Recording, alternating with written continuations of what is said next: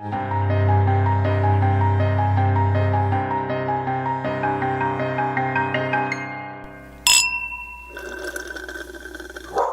just hear my nasally drone. I can't stand it. Welcome to 400 episodes. Fuck off. Whoa, I don't think I was supposed to say the F word in the first 10 seconds of the show, but too late. Oh, well, we'll talk to the higher ups and see what they say. I spoke with them and they're fine. That's not the right company. What's the ones that do? The FCC? The FCC is going to pull us from the huge game. From the big game, I mean. From the big game. It feels like the beginning of like a Disney movie or in some way. That's the goal, yeah. Yeah. That's what we were so close to making it big.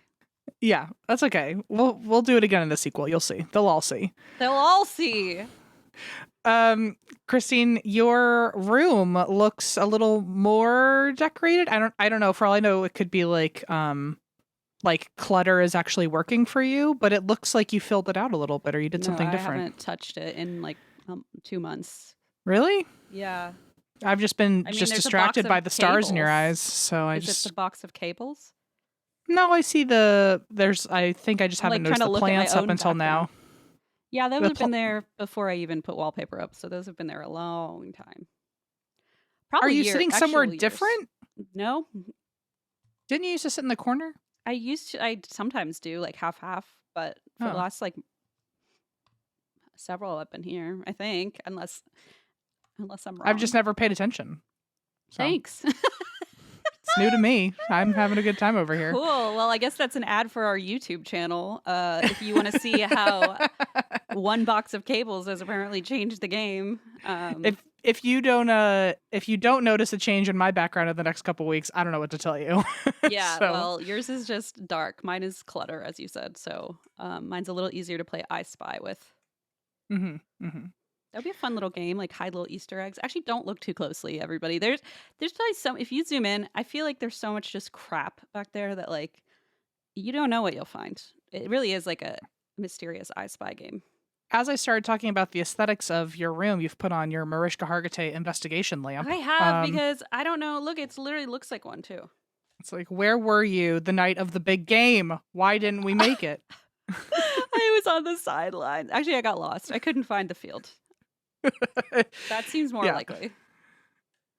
Why do you drink right now, Christine? I've done it again. I'm back on my bullshit. Wait, hang on. Let me guess. What did you do? Okay, so either you've drank recently, you did something with your little edible gummies, you shopped a little too close to the sun, you didn't sleep when you said you would, and now you're sleeping when you shouldn't. You're 4 for 4 right now. You got lost for sure recently. Well, now you're 5 for dropped 5. Dropped your social security card at like an airport, and then it was a credit card, but close.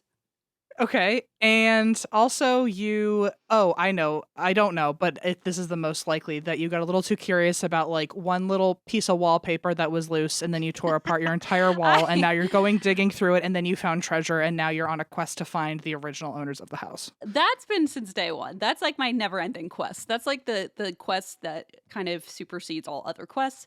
So you're not wrong. Like I am always trying to find the secrets of this home. So I finally was able to put my Etsy shop on vacation. Oh, everything's sent out. I do want to apologize to the people who have received blank envelopes with nothing in it but a note from me. There were a couple people who were like, hey, and of course everyone's so kind about it, but they're like, hey, so I just got my envelope, and I'm like, I already know where this is going. Apparently, I did a batch of them and forgot to actually put the stickers into the envelopes, and then I put like thank you notes in, so they were shipped like a $2 envelope with just like a thank you note. So it's so almost condescending of like, thanks for your purchase. I actually couldn't get to it, but thanks for the effort. Here's a stamp on my signature. You can have it for free. And how lucky are you? A handwritten message from me. It's so embarrassing. Yeah. And so I like went back, and everybody who messaged me, I believe I have fixed their issues. There were a couple hiccups because I had put like pre-order, and I tried to make it very clear, but what I didn't know is that Etsy only lets you select like a couple weeks as like your processing time. And so then at the end of those weeks, all of a sudden everyone started getting emails saying your order should be there. And it was from Etsy. And I was like, everyone's like, oh my God, Etsy says it should be here. And I'm like, no, I haven't even like started shipping stuff out. This is a while ago. So anyway, there was a lot of kerfuffle about that. I apologize. But what I will say is that yesterday I was able to donate $3,500 to the Palestinian Children's Relief Fund. I'm so proud of everybody. I'm just like, I started to cry. I just felt so thankful. So thank you, 3,500. That's huge. That's huge. I felt so delighted. It was like Rocket Money sent me a thing being like, have you been hacked? And I was like, no, I haven't. Thanks a lot, Rocket Money. Every time you get an alert like that, it's like because either something really cool just happened or something really bad is about to happen. I'm so scared to open those emails because usually it's something I'm like, I haven't spent anything. And then I'll open it and it'll be like $800 on like some Airbnb thing. And I'm like, oh yeah, I guess I did. I guess I totally did. And I forgot. But anyway, thank you to everybody who ordered stickers. I'm like so pleased and honored that people were into it, and I'm going to keep up the shop. I actually am. I made some new stickers while I was on vacation at Sesame Place. Do you want to see my newest one? Baby on board. That's amazing. Baby on board. It's a Moira Rose, and I learned to draw. Well, I tried to anyway. I don't know if it looks like her. You drew her? Yeah. Holy shit! Where'd you learn to do that? It took me months. I took like classes online. That's amazing.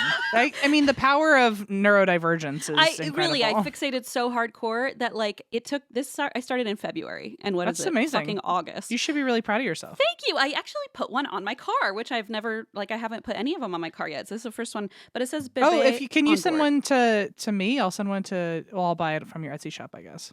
I'll just send I've got an in because I'm a nepo baby or something. Blank envelope with my signature. I'm a nepo bebe. You're a nepo bebe. Oh, that's a good sticker idea. So I made these Bebe on board stickers of Moira Rose. So if anyone wants to go buy those, I'm going to open the shop back up because now I have smaller ones. They're easier to ship. And I also made a bunch. You know those like, this is what happens, as you know, when I'm supposed to be working on other shit. My brain is like, how about we do this instead? Well, that's the thing with ADHD is you're always, even if you're being productive, it's being productive by procrastinating from the thing you need to do. Yeah, you're always a wrong turn. Even when you look productive, you're always procrastinating on something. For sure. Sometimes I'll be shopping online for something and it'll take me 6 hours. I'm like, well, I had to research the best bath mat. And Blaze is like, you literally didn't, but okay. Blaze is like, pay the bills. Blaze is like, I've been calling you for 3 hours. No, so I made those. And then you know the stickers that everyone has that say like OBX, like Outer Banks. Mm-hmm. So I made some of those that say OCD and ADHD instead. Nice. So they look like little travel stickers. Mm-hmm. And then I also made I made a party fowl. It's a little chicken with a birthday hat. Nice. So anyway, if anyone's interested, I think I'm going to do the next month will be proceeds to RAIN, I think is what I've decided. Cool. The Rape and Incest Network. So if anybody is interested, go check it out. It's at the X-Teen Files, I think, on Etsy. I don't know. It'll be in the show notes.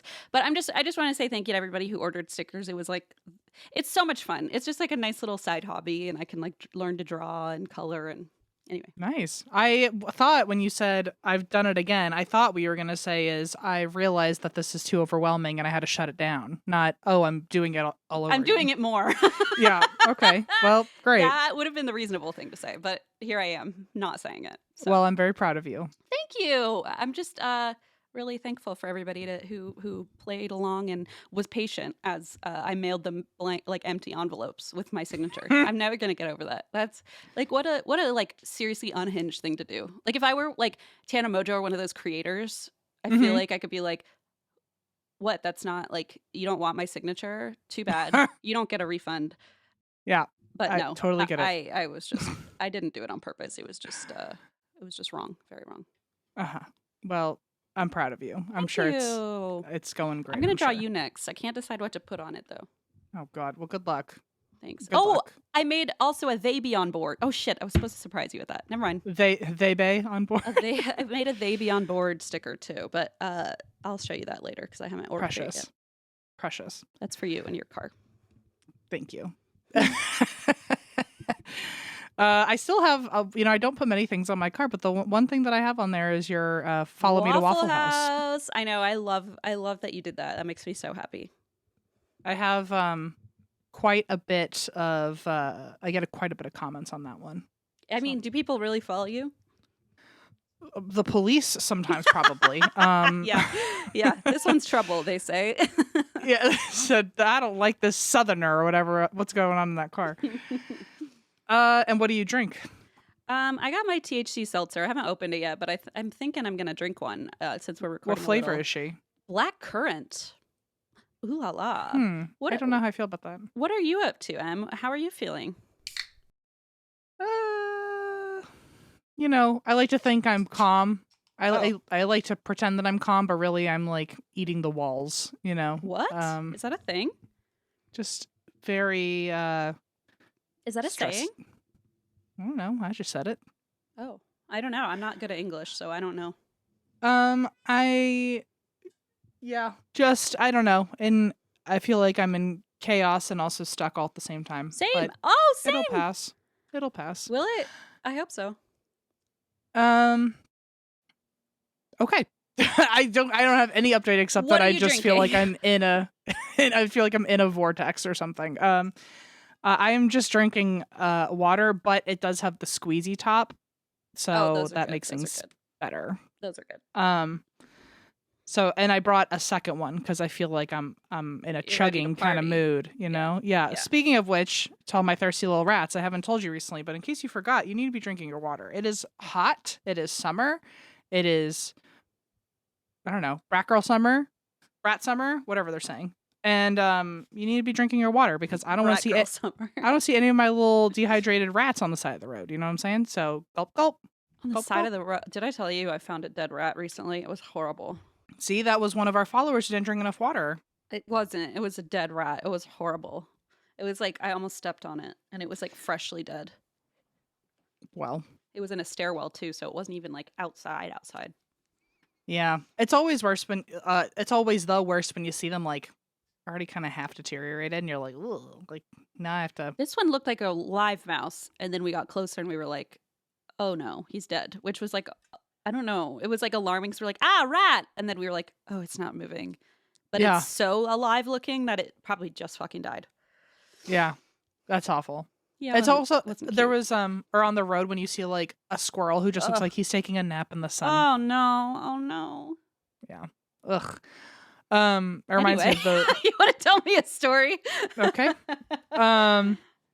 So this, hang on, let me get in the zone for a second.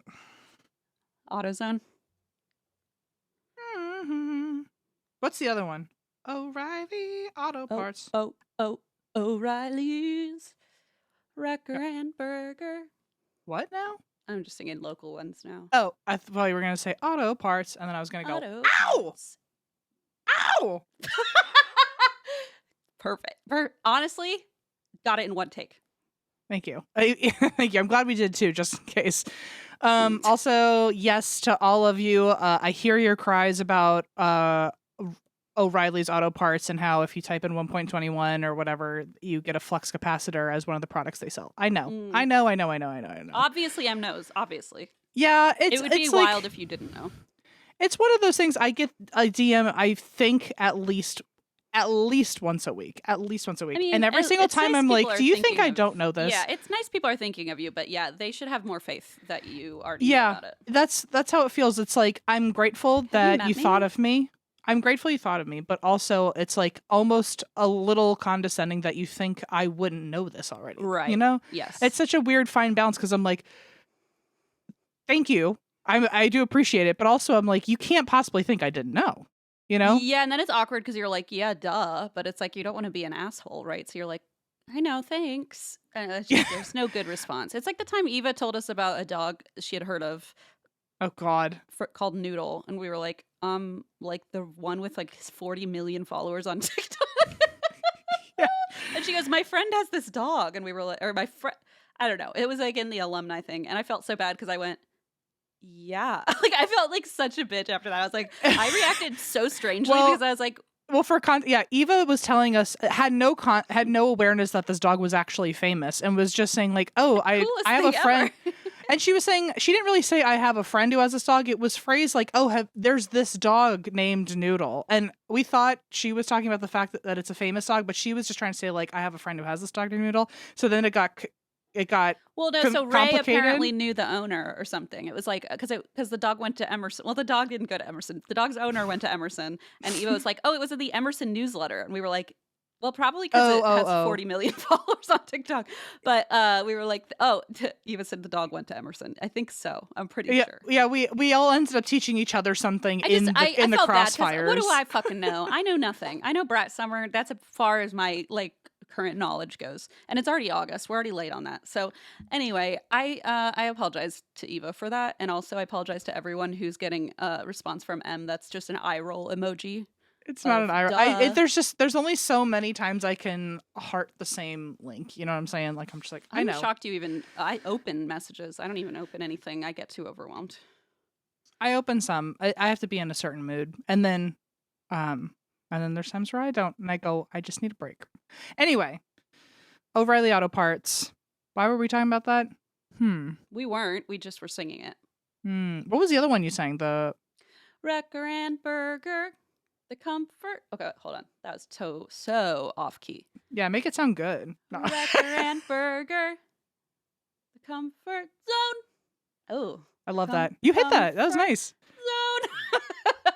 We have in Fredericksburg this man. I've never met him, but I've always wanted to shake his hand. His name's Robert B. Payne, and he is an HVAC guy because in the car, I don't know what kind of $1 million he's got for marketing, but my entire childhood, this song comes on at least 10,000 times every time I'm in the car, and it's for heat and air. There's just one name, Robert B. Payne.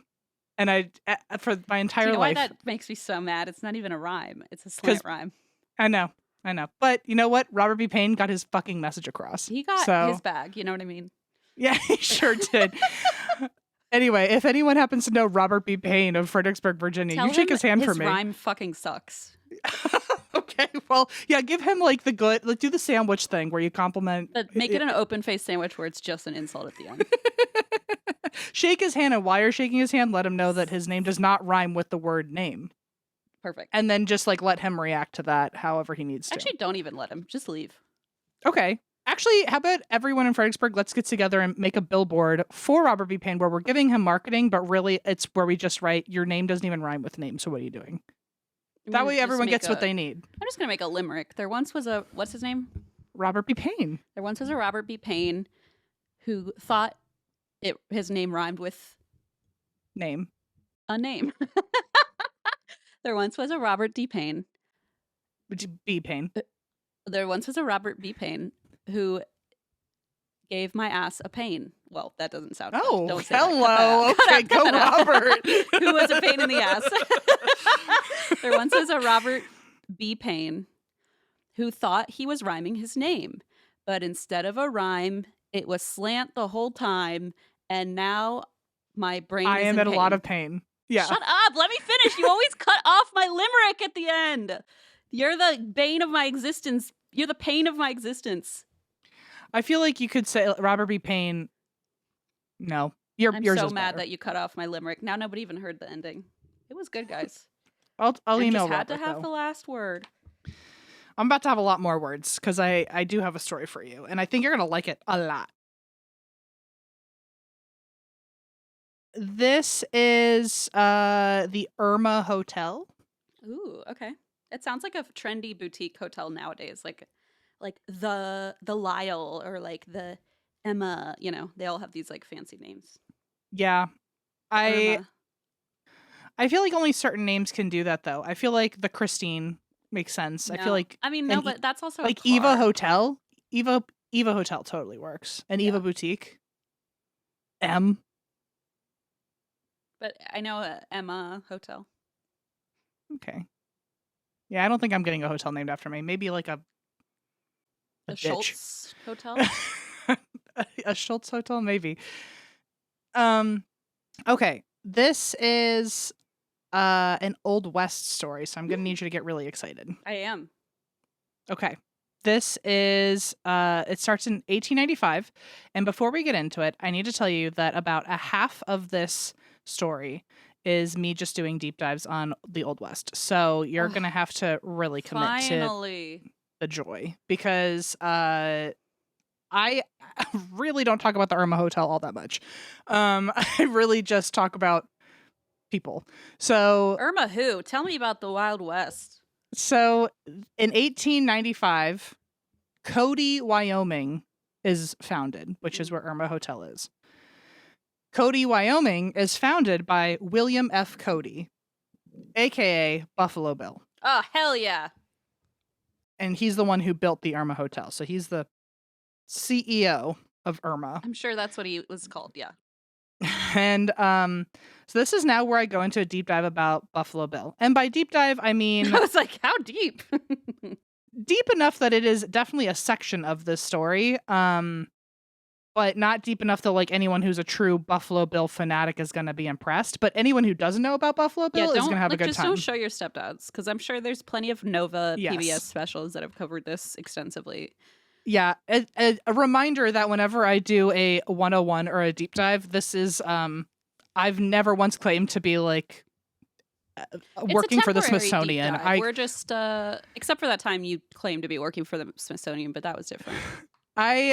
When I say deep dive, I mean this is as far as my hyperfixation allowed me to go, and you can either continue the ride yourself with further investigation away from the podcast, or you can really just enjoy the specific things that I decided were very interesting. That's and right. I promise now that's going to be a good time. Sit down and shut up and listen. Sit down, shut up. You're going to love it. I promise. Love it. And if you have any more questions, I'm sure you have an uncle somewhere. So, you should. Okay. You probably do. And you probably don't want to ask him because he's going to never stop talking. I guess this is what I'll say. These are the log lines. These are the beats that will get you interested in Buffalo Bill for you to do it's like your own investigation. Supplement to a Nova special. Mm-hmm. Okay. Mm-hmm. Yes. Okay. Do you know anything about Buffalo Bill, by the way? Because I feel like I'm about to teach the teacher. Well, yeah, because I haven't covered Buffalo Bill, have I? Mm-hmm. Or did I? No, I covered what's his face? Oh, Christine, come on. Not Buffalo Bill, the other one. Billy the Kid. I covered Billy the Kid, so I feel like that was a good one. I feel like I learned like peripherally about Buffalo Bill during that research, but I really don't know much. So I thought this was as far as we were going to go. He's a trapper, frontiersman, and that's as far as I was willing to go. And then I thought, you know what? Someone's going to have something to say that I'm just blowing past Buffalo Bill. And he's like the main character anyway, so he deserves a little screen time. A little context. So then I ended up deep diving and obsessed with his story. I don't know if I'm obsessed with him as a person, but I am I would like a life as interesting as his. Let's put it that way. Sure. So he's a trapper. That's how he starts out. Then he gets involved in the gold rush. Okay. He's a child. Let's be clear. Yeah. Then by 14, he retires his time in the gold rush. Apparently. He's a CEO now, and he's retired. He's the CEO of gold. It's giving Hamilton, where it's like our founding fathers like signed like. They made a country at 18 years old. That's They're crazy. like also 5 feet tall, and everyone's like, "Oh, we thought you were so much taller and older." Nope. My favorite part is when like people like I don't know, like my father, and they're like, "Oh yeah, well, our founding fathers, blah blah blah," and I'm like, "Would you listen to a single thing an 18-year-old had to say to you right now?" If they right, like if your teenager was like, "Look at what I did," I'd be like, "Please sit down." If an 18-year-old said, "These are the rules that you must follow." And this is how you have to live for the rest of your life. Would you fucking listen for a second? No. Okay. Anyway, so he's a trapper, gets involved in the gold rush. I really don't know how involved he is in the gold rush. I didn't even have the time to get into that. But fun fact, I think that's how he gets to California. It's probably how he got all that money.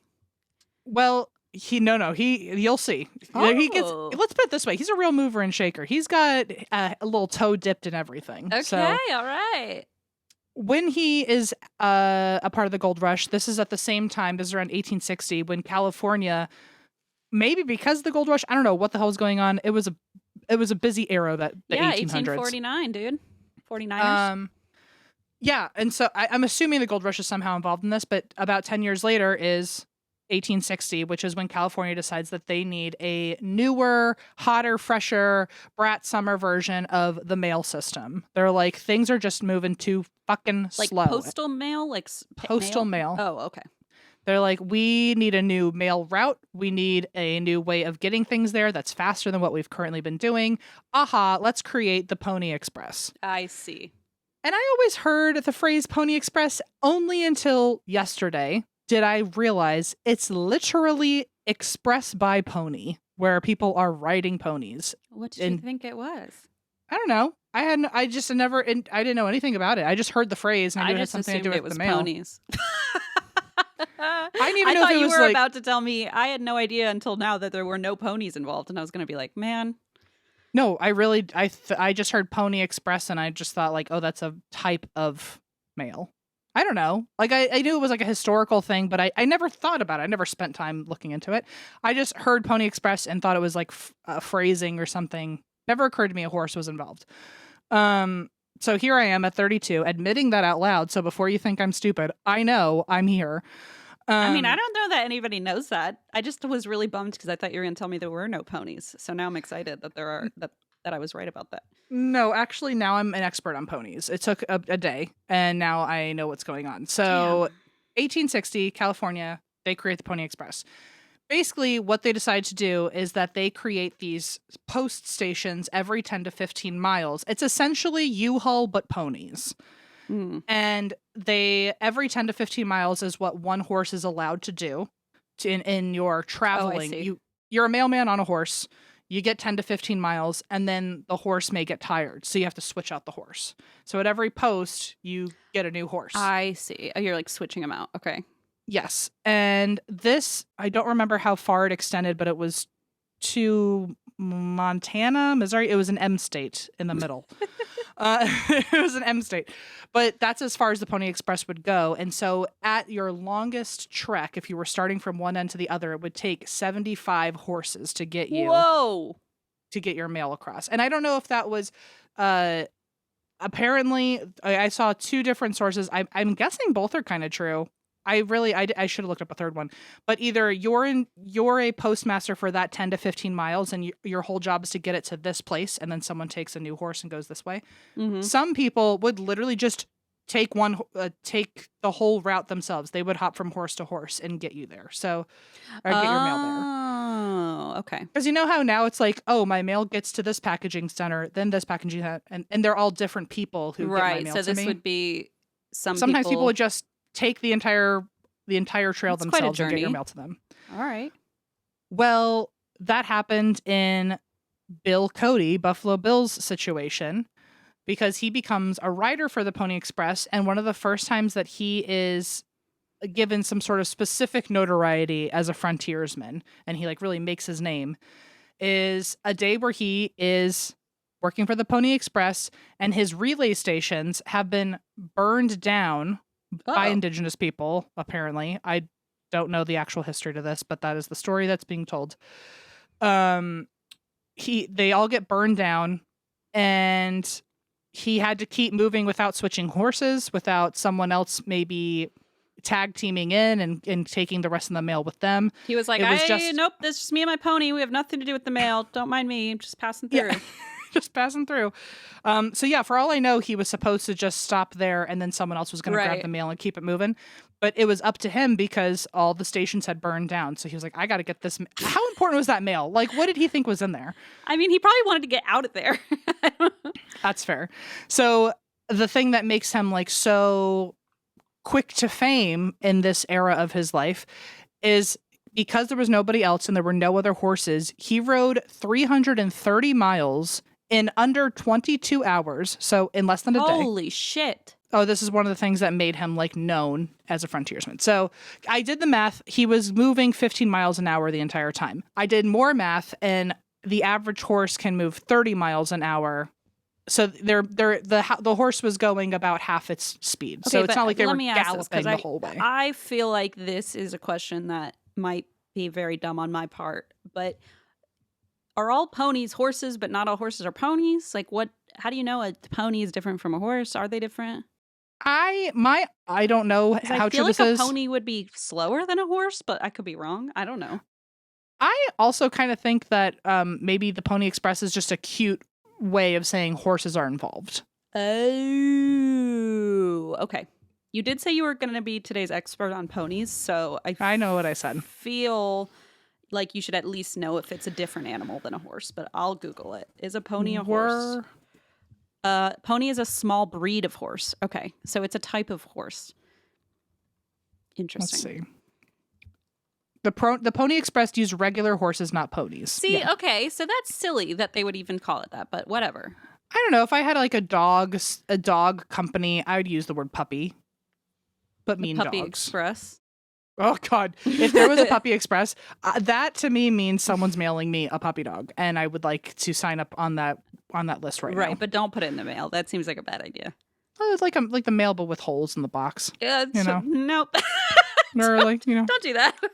I feel like if there's something called the Puppy Express, they're different than the regular mail, and they know what they're doing. I thought it was dogs a truck of crates delivering your mail, which I was very excited about. But if you happen to have one of those dogs, if you have lucked out and you're one of God's favorites, and you have a dog who brings you the newspaper every morning, you are part of the Puppy Express. You are, and you have to be. Your dog is in a union, so you do have to pay the dog the cheese tax. Right, of course. So, okay, he's part of the Pony Express. He ends up doing this big, long run. Also, like, claps to the, like, fucking ponies or horses who did all 330 miles without That's a break. That's not fair. They're not supposed to be doing that. And I guarantee you they just got, like, an extra carrot for dinner, and that was it. Oh, God. So, anyway, that's how he makes his, like, first big, splash. Then, at 21, he works for the Kansas Pacific Railroad, where his whole job is to be a buffalo hunter, so that way he can feed the construction crews of the railroad. Oh. It's one of those jobs that you don't even think about with the company, where like it branches off and there's so many other people involved. So he was essentially the person providing food for the crews. Wow. Because, yeah, you're right. Somebody had to feed him. That's a good point. Mm-hmm. So Cody, in 18 months, sorry to all the animal lovers out there, but he killed over almost 6,600 buffalo in 18 months. But that's apparently how many people he needed to feed. And because of this stat, I'm guessing he killed more than any other buffalo hunter in the game. And that's why he became known as Buffalo Bill. Makes perfect sense. Later, he ends up working for the government as a rider between different forts. And then he does some other like incredibly long distance horse run, apparently. He's a guide for important people traveling through the West. During this time is when he becomes really good friends with Theodore Roosevelt. He also serves as a chief scout for the 5th Cavalry. He is appointed, he's elected to the Nebraska State Senate. He's awarded a Medal of Honor at one point. He becomes a colonel in the National Guard. And he's all about that Wild West life at the same time. So at this point, he's so well known that people literally are writing books about him. Or even if they're not real, I think they're writing like fake stories and he's the main character, like he's original fan fiction. Yeah, he's like creating a name for himself. That's interesting. And so like he finds out that other people are profiting off of like stories or fake stories about him, probably both. He finds out that one of the books about him turns into a play that's out in New York City. What? He goes to New York City. I'm imagining on his like very fast pony, and he gets there in a day. Yeah. He gets to New York. He goes to the play. They find out that Buffalo Bill is literally in the audience, and so he stands up and gets a standing ovation for attending. And then the manager always have a guy in the audience and be like, "Buffalo Bill's here tonight." Like, it'd be funny nobody if they knows had, like, what he looks like. There's no fucking like social media. Like, just have somebody stand up. Truly, I wonder, there had to be somebody who faked it after that, right? For sure. Well, because of the rave reviews from the audience members and the entire cast that Buffalo Bill actually came to see the show, the manager or like one of the stage managers said, like, would you ever want to actually come back to New York City and play yourself in the play about you? And he goes, ding, ding, ding, and he smells more money and he goes a running. So this begins his entertainment career. I didn't know any of this. He was apparently a natural on stage. But that's also, apparently he was like always kind of like schmoozy and charismatic, and he knew what the people wanted. Well, he's friends with the Roosevelts already. Yeah, exactly. And plus I imagine, especially at that time when like information is so limited compared to today, he must just have looked like such a crazy other person, like in New York City, and there's a literal cowboy on stage telling you about the Wild West, and he's acting in his own show. Nobody's really been there, and nobody knows much about it. Yeah. And so, and because he'd already gotten so much notoriety from other people, when he was on stage, and because he's like a cowboy and he's like, I'm fucking Buffalo Bill, I can do what I want, it's a show about me, he would just ad lib his own lines, but he would name drop celebrities that he's friends with and shit, like just to, so people were like desperate to keep seeing the show. It up. Yeah. And so it becomes a thing where he has almost a double life, where in the summer he's in the Wild West and he's like being a frontiersman, a real, and then in New York, he'd be in New York in the winter on tour. What? So, this is wild. Get it? Yeah. Yes, it's very wild. He continues to act in plays starring himself, including plays that are now based on newer adventures of him. So now that they know he's acting, they're writing new plays for him to be in based on the updated things he's been doing. So, like there was. He was friends with General Custer, and then when General Custer died, this is alleged. Nobody knows how true this is, but he heard that General Custer died from indigenous people. He apparently avenged General Custer by then killing a famous native warrior. Ooh. And then someone wrote a play about that, and then he starred in it like 6 months later. So it's very topical. He's almost like writing his own adventures, or like creating his own adventures. That's kind of what I'm wondering, because I don't know how much of that story is true. Apparently nobody knows for sure. There's different camps on that. But he could just say whatever he wanted and just hope that they'd write a play about it, probably. Yeah.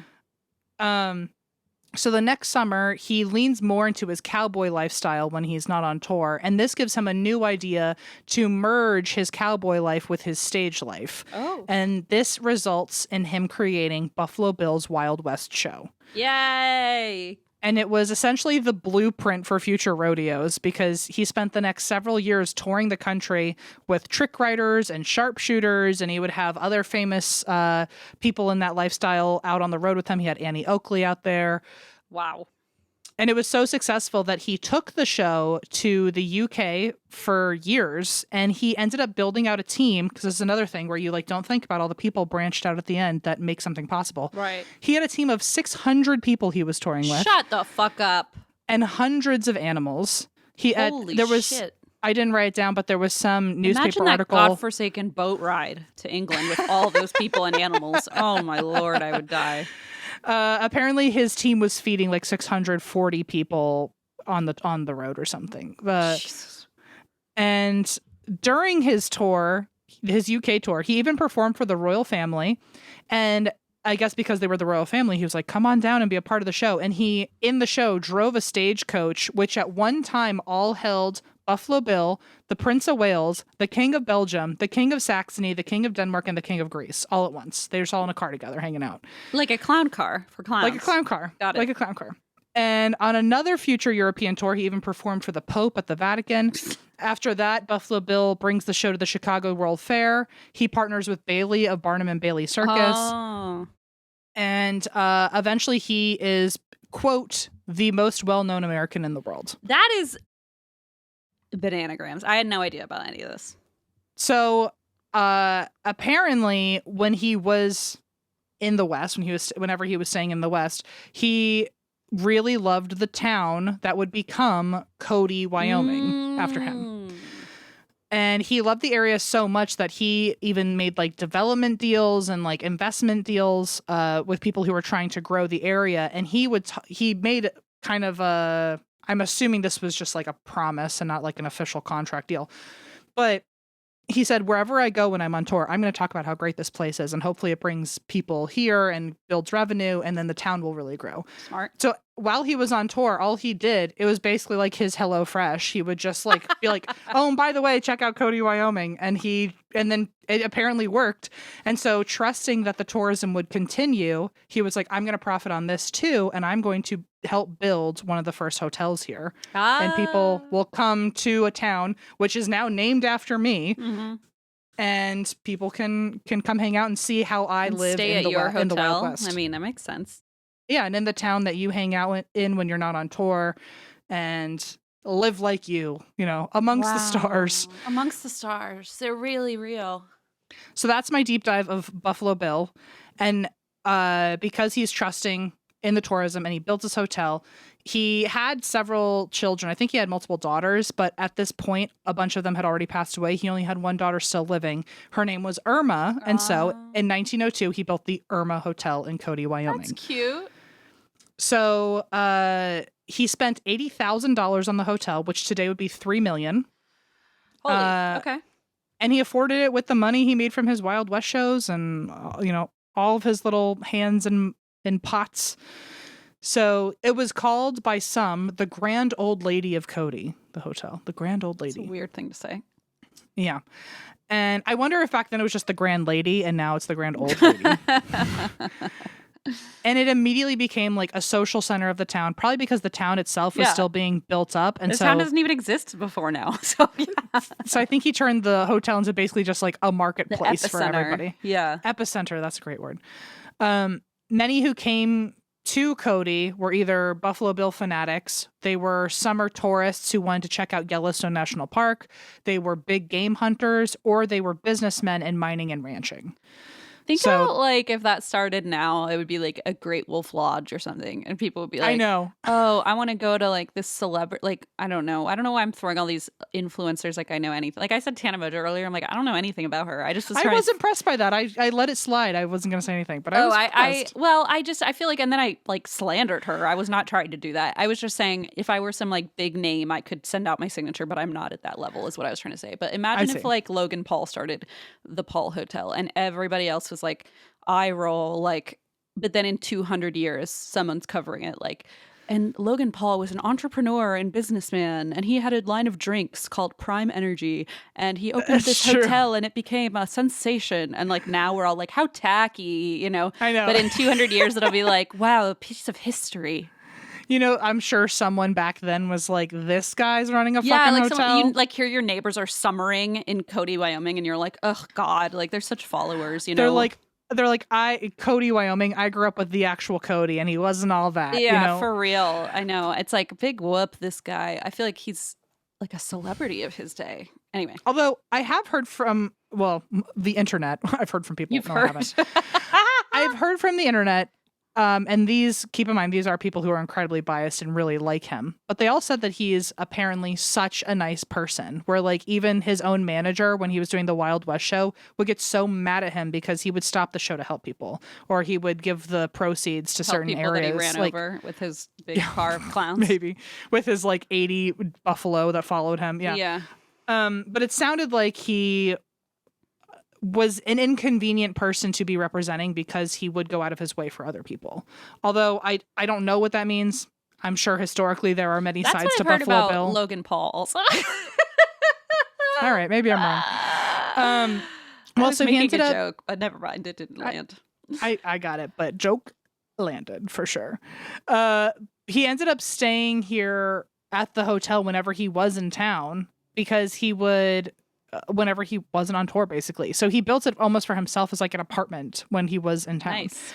And he had 2 suites and an office that were reserved for him. I think year round. You couldn't go in unless you were him.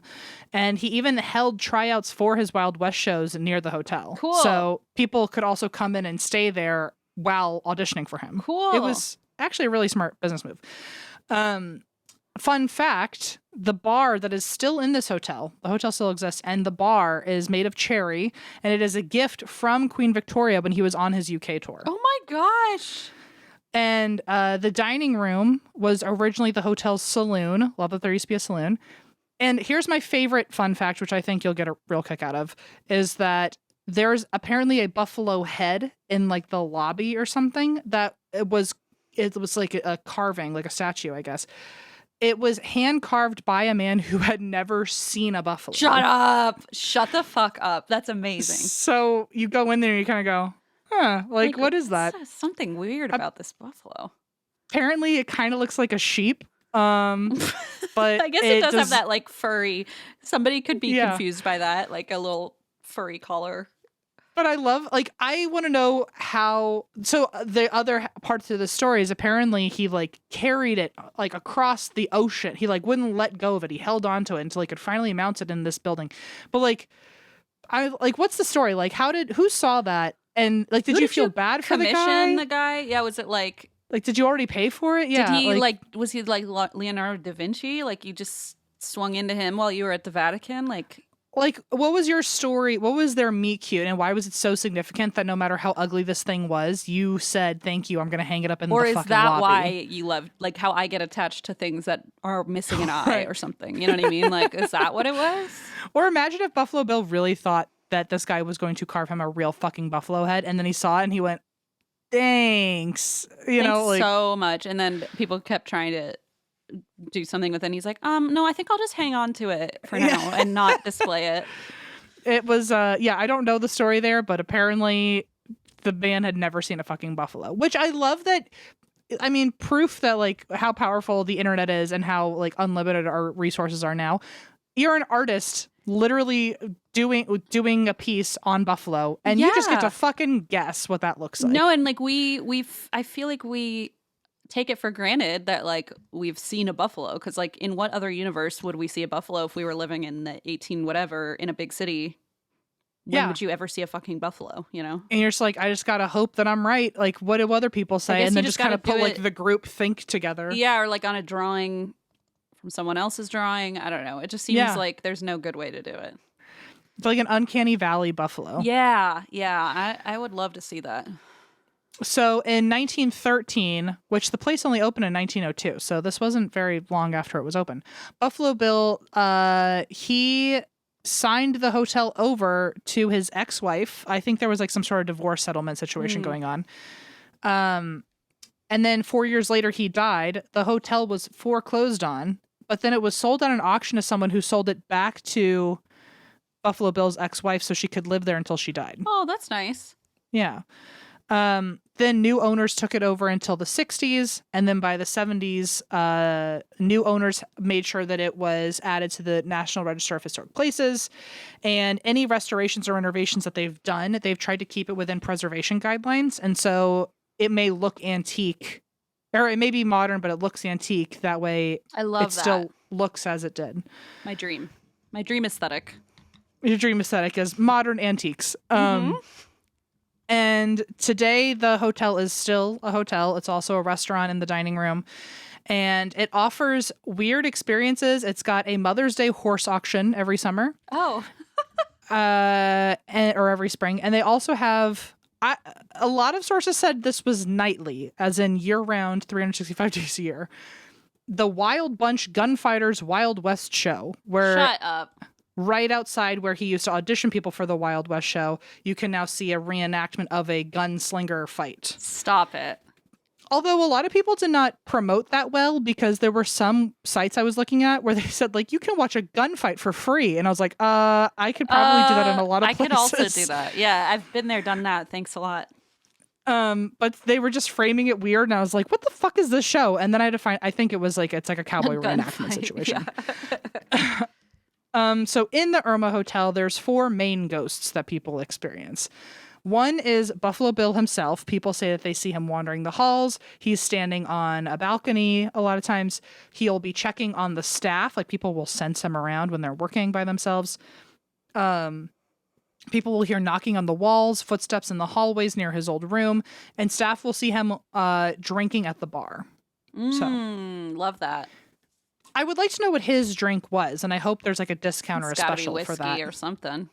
Right? Just like warm. Like it was always whiskey back then. Just a bunch of it's like a boring drink. It's no flair. Probably not. But then part of me is like, I wish they would make a fun flair drink for him. I'm sure they do, right? You don't think so? I don't know. I'd like to think it's like one of those fun drinks that has like sparks, like you sprinkle something and then it like flames, you know? Yeah, maybe. I don't think they do, but I'd like it to be fun. It's something dazzly. I'd like it to taste good, but you and I have different priorities. Have you never had a drink that looked cool and tasted good? No, it did, but I just know you don't drink alcohol. So I'm like, for me, I just want the alcohol that tastes the best. You want the fun, showy one. maybe we can do both. I feel like his personality was showing. He had a whole like he was a showman. You know? Yeah. I feel like there should be something. At least come with a sparkler. That would probably blow his fucking mind. But yeah, a sparkler would absolutely blow his Right? mind. If he could have incorporated pyrotechnics into that, pyrotechnics. Yeah. like as a cowboy who probably didn't experience a lot of that, imagine if that man saw what fireworks can do today. Seriously, wow. His brain would melt. I think so. So yeah, staff see him walking around. They see him drinking at the bar. People also hear his spurs as if he's moving past them in empty rooms. Cool. And if you stay in his room but you look like his ex-wife, apparently he will knock drinks out of your hand. What? What does his ex-wife look like? Yeah, see, that's another thing that they should warn you about, but that's the fun mystery of the internet. No one will tell me what his wife looked like. I wonder if he also had a portrait done of her by someone who'd never seen her before, and it also kind of looks like a sheep. I wonder if someone just carved her head and she looks like, I don't know, a dog. I don't know, a sheep.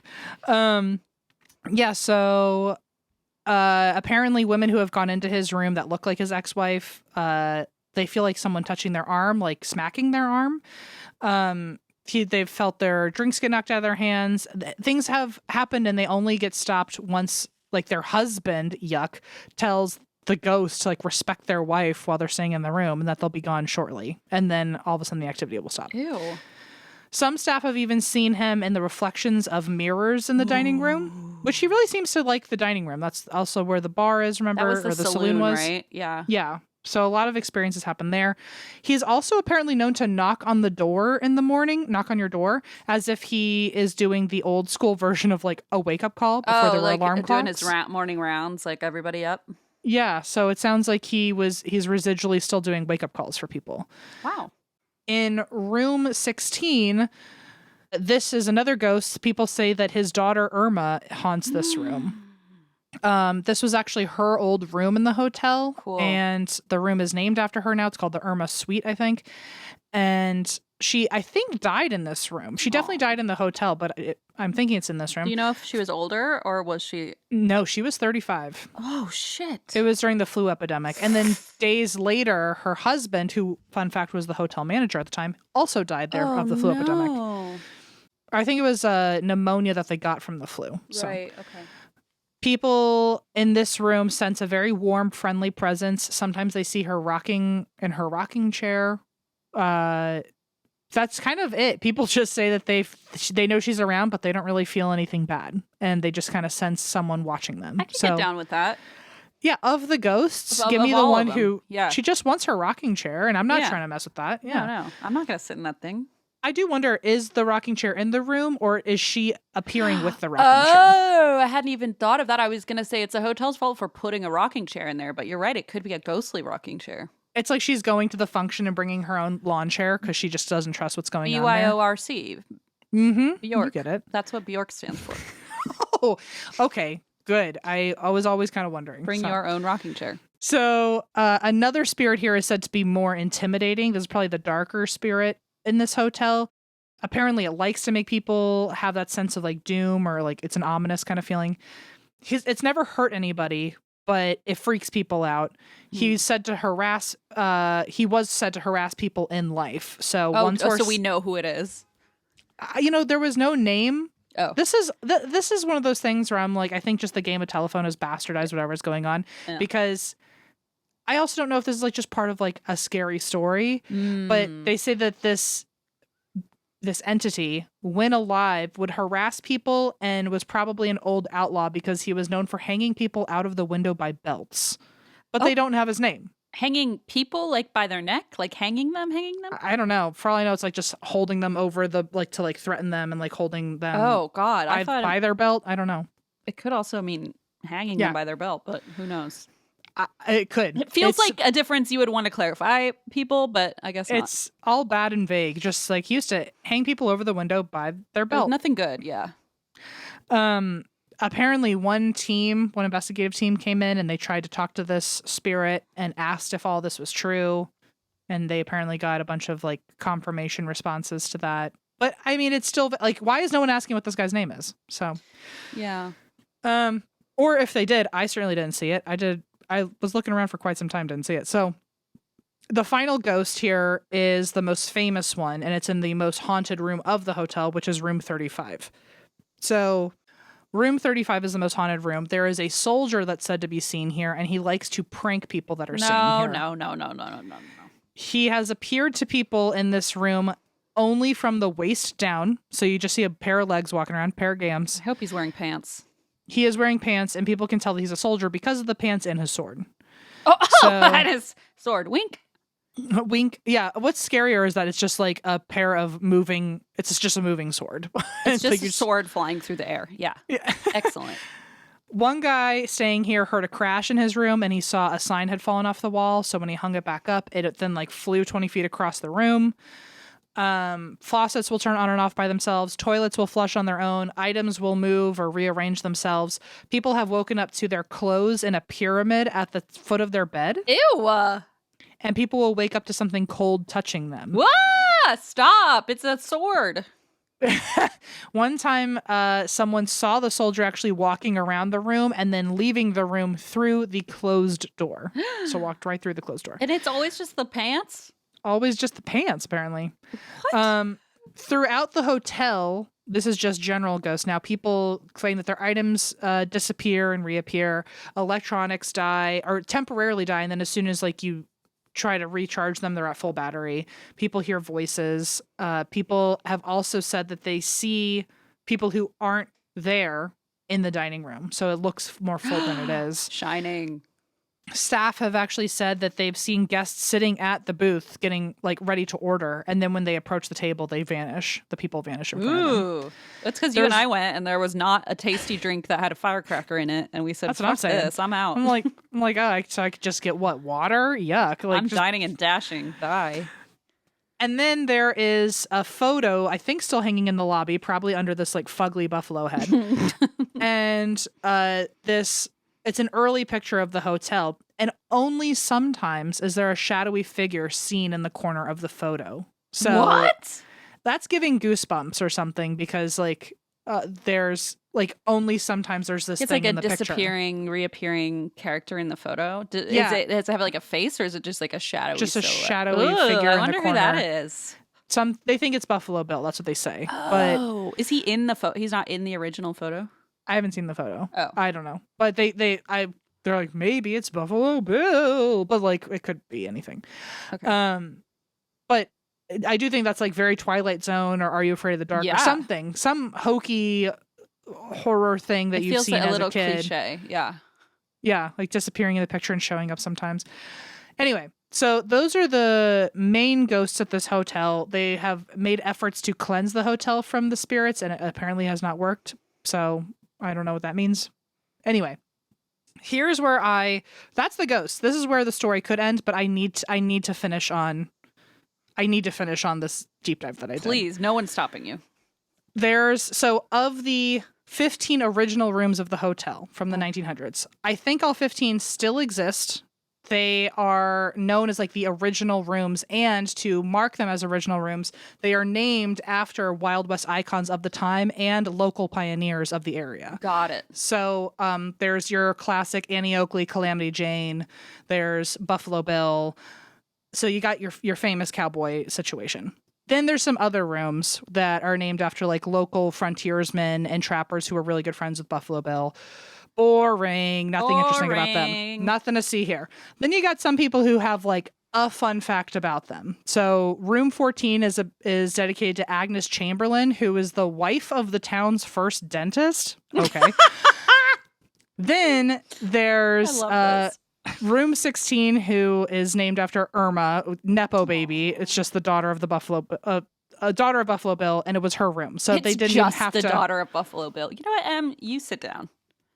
They didn't even have to think about that one. They just went, that one fills itself in. Easy. Then there's room 31, who is named after Henry Dollum, who is the first county sheriff of the area, which I thought was boring. But apparently his wife, Bertha, was a fantastic whistler. Okay. She's the town whistler. that is literally in his bio when they're describing this room. They're literally like, Bertha was an accomplished whistler. Wow. They should have named it the Bertha room, but whatever. That's what I'm saying. I'm like, so what? He gets for what? Like, what? she's clearly interesting enough that she is taking space in his bio. So let's give her some credit. Then these were my top 3 favorites. I have to give you my top 3s. There is room 19, named after Jakey Schwoob, who feels like not a real person. No. Jakey Schwoob was the manager of the town general store. He was the mayor of Cody, and he was a town councilman. Apparently, he was the nicest person ever. What? Like, the sweetest, nicest person ever. He was apparently given this one award at one point where basically you have to be voted as, like, the number one person in Wyoming to just have this award. Like a good person award. Like a good person award, Wow. basically. He ran the general store. He would leave dinner parties just to go like take care of a customer if they needed something when the store was closed. I don't know how he had access to that without like a fucking phone, but okay. He fought to establish. It's just like his wife made another pot roast, and he's like, "Oh, sorry, actually, somebody's know at how it the is. general store. I'm gonna not go there and eat a bunch of beef jerky while you're not looking." He fought to establish the first state highway because he saw the significance of automobiles one day. Hey, we got a mover and shaker over here. And he said, for tourism, we have to be on board with the highway so people will come in one day to hang out here. He's on it. Fun fact, he was so big into, he was the original like car stepdad. You know what I mean? Oh, like no, not the original. He owned the very first automobile in town, and he would give all the kids rides and take them to school on winter days. Cool. He also drove the first car. This is like a real title that he has. He was the first person to ever drive a car in Yellowstone Park. Wow. And fun fact, the town of Cody was incorporated, and immediately after his son was born. So his kid is the first Cody born resident. Wow. Did they name him Cody?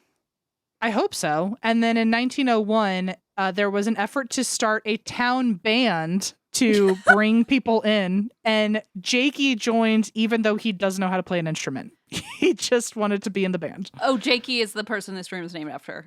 I forgot the name already. Okay. Oh, did he just get Bertha to whistle for him?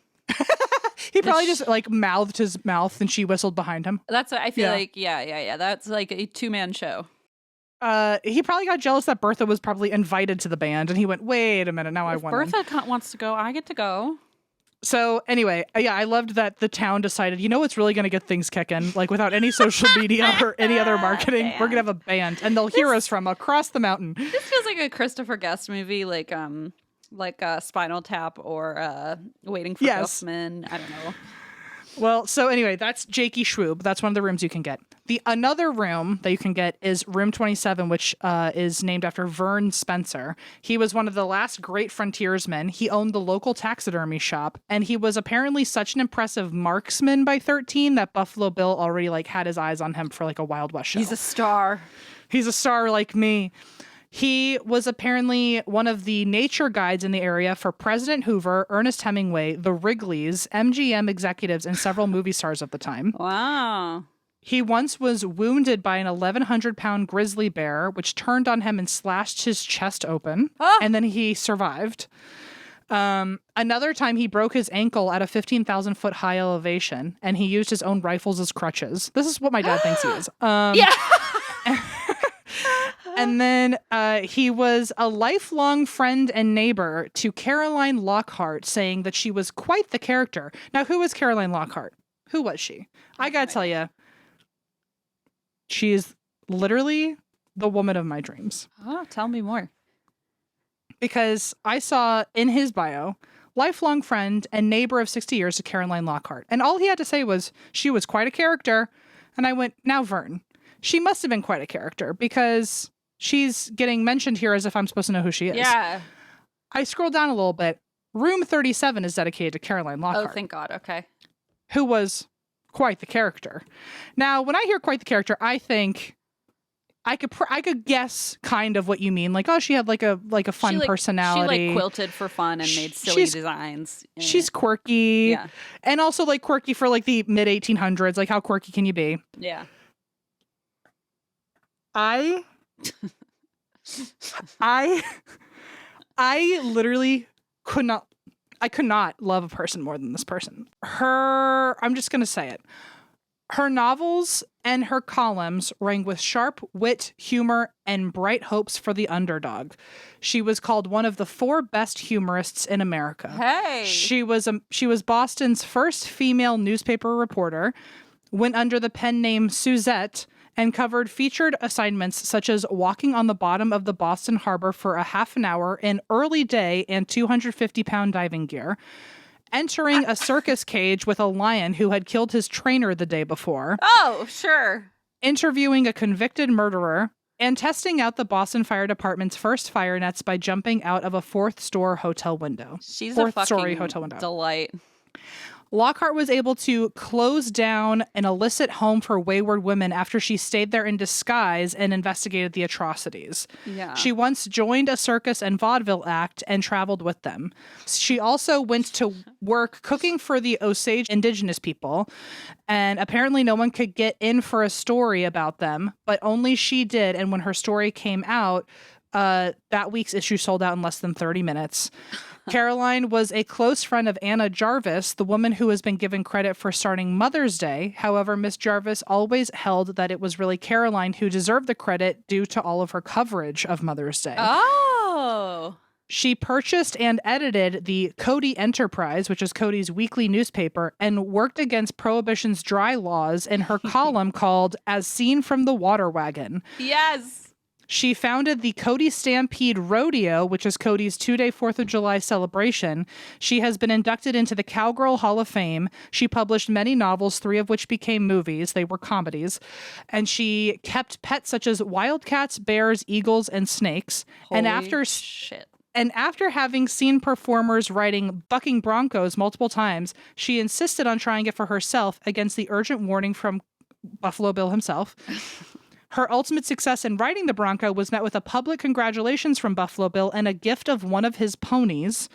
Her last notable achievement was at 79 when her and her boyfriend, former rodeo clown Pinky Gist, bought one of the first television sets in Cody, Wyoming, and would regularly host viewing parties for the neighborhood children so they could watch Hopalong Cassidy. Stop! Her Wikipedia picture is her holding a grizzly bear. Okay, I was going to say, is it the one of a bear? Because I just Googled her and there's literally a bear in the picture.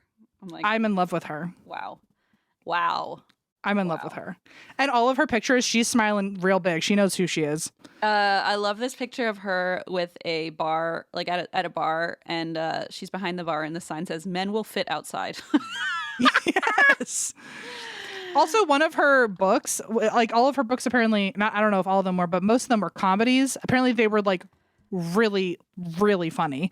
And then one of them was like it felt like it was like almost a time travel book where it was during the Old West and after the Old West, where like the first half starts with this group of people and the second half of the book is 20 years later where those people are now that the Old West is changing. That's cool. And so it was a narrative on like how the Old West is moving and changing. What's the guy's name? Pinky Gist? Gist or Gist. He was a rodeo clown. Oh my gosh. And they were boyfriend and girlfriend in their 70s. I love that. So sweet. She was like, I'm not marrying a single person. Wow.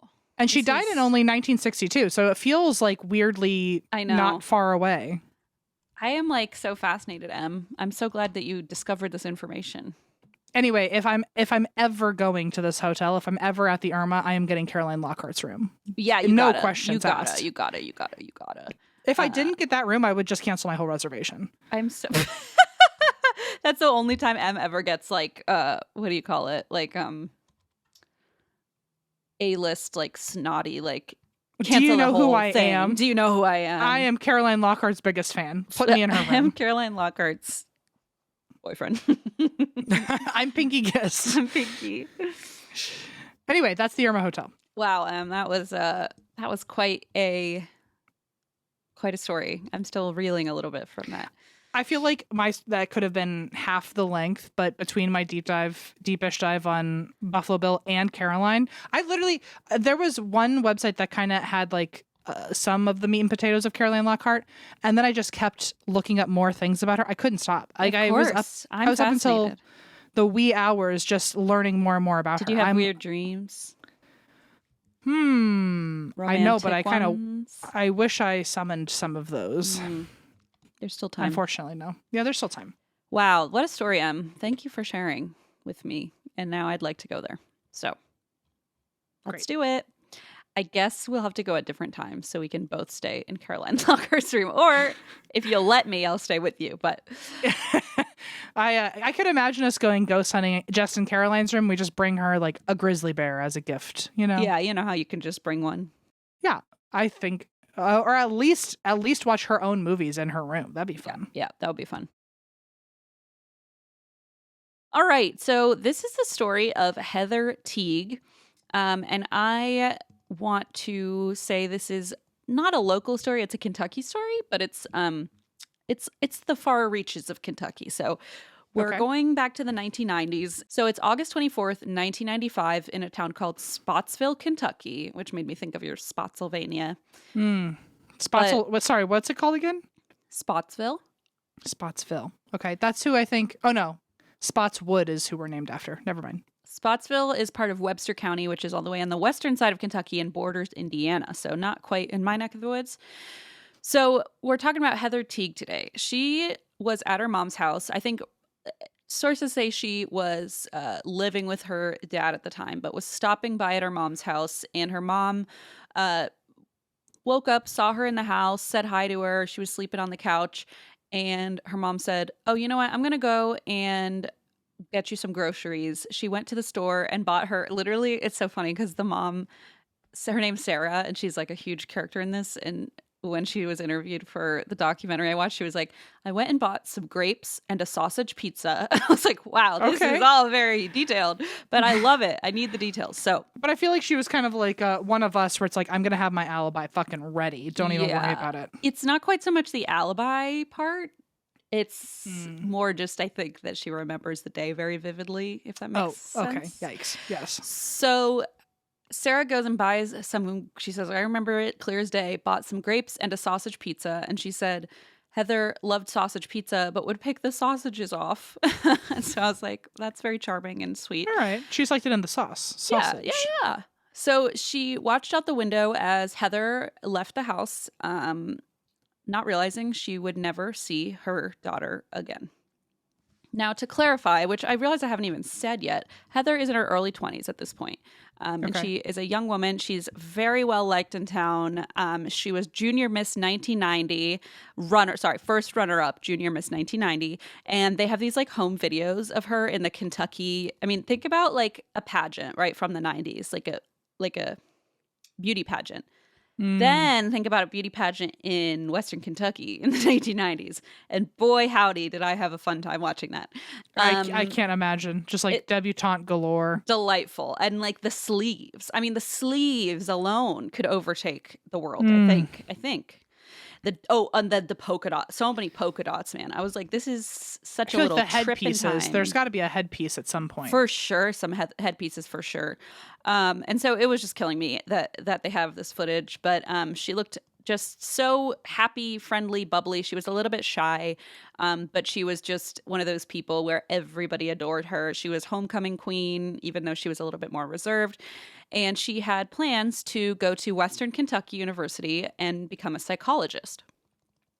So she started college around 18, and she didn't realize how much of a challenge college would be for her. She fell into kind of a not so great crowd, started skipping school, partying, and fell into drugs for a bit.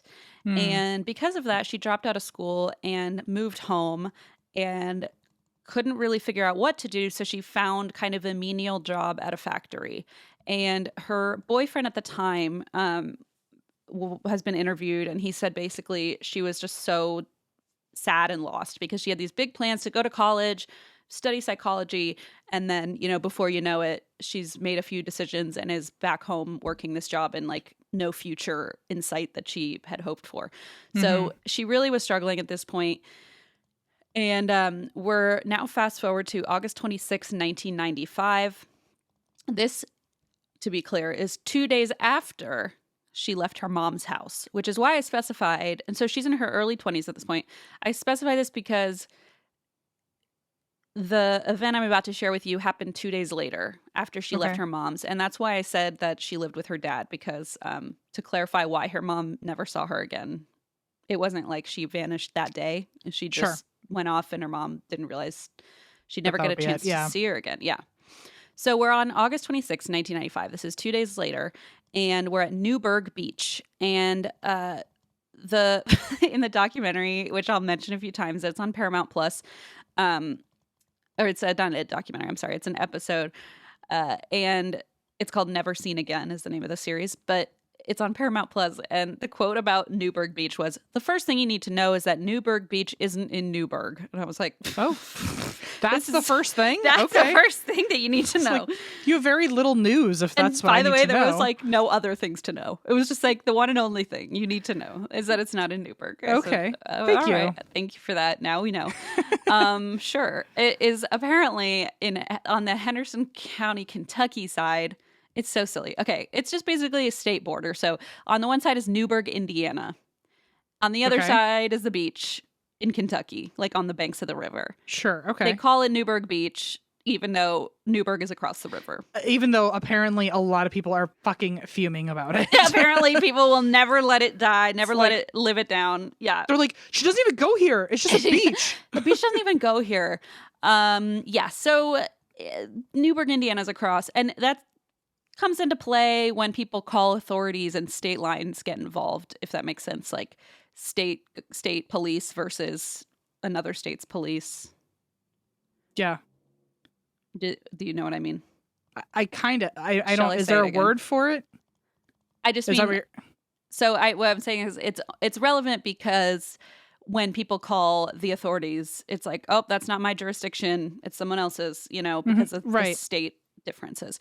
So yeah, well, I'm just going to ask too, is there a word for that? Because I've never really known a how jurisdiction? to, or saying like, oh, well, that's not in my, like, I feel like there'd be a name for that of, I don't know. I guess I don't know what I'm really saying. But yes, I've seen Law and Order and they say it all the time. Where it's like, It's oh, not well, they're like, oh, well, that happened in Jersey. It didn't happen in New York, so Yeah, we can't do anything about it doesn't Yes. matter. Yeah.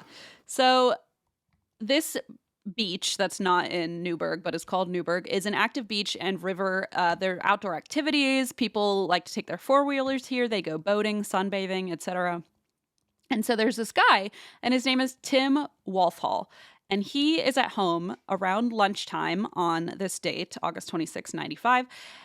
And his wife is preparing his meal, and he decides to sit down and do what you do, take a look through his telescope and see what he could see at the beach that day. So he was friends with Buffalo Bill and car people. Got it. Yeah, exactly. He's like such a dad. He has his little telescope set up, and I don't want to slander this person. I don't know what he was looking for, but this is a beach where people are sunbathing and stuff. So I'm like, was he like bird watching, as they say, or was he like actually just doing what my actual stepdad would do, which is like, let me see what kind of boats are on the river today. It's like, I don't know what kind of dad he was, if he was kind of a pervy dad or like a not pervy dad. I don't know. He could have just wanted to look and skulk that people were calling it Newburgh, Oh Be my like, God, you're right. It was all Be part like- of his petition to change the name.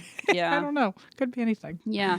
So I don't know what he was hoping to see or what he usually saw, but today he just happened to see a little more than he bargained for, because he's looking through the telescope and he's looking at the beach and he sees this young woman and she's sunbathing on her stomach and she's topless.